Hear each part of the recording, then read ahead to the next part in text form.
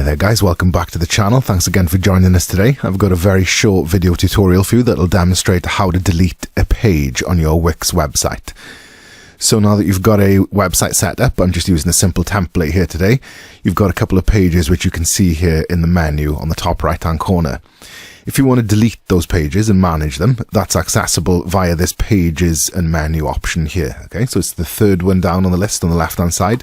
If you click that, you get a display of all the pages that are on your or in your website.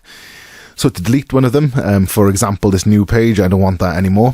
All I need to do is navigate to the right hand side of it and you'll see there's a little circle with 3 dots in it. That's the options for the page.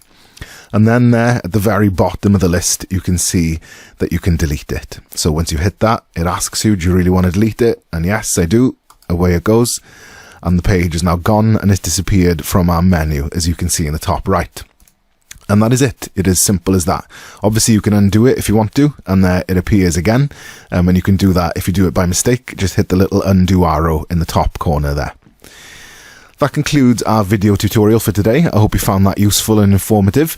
If you'd like to work with a team of experts on Wix that are able to take you through the process of creating a website from scratch, or if you're an advanced or experienced user that wants to solve a specific problem on their website or restructure or rebrand it, there's a link for that in the description below.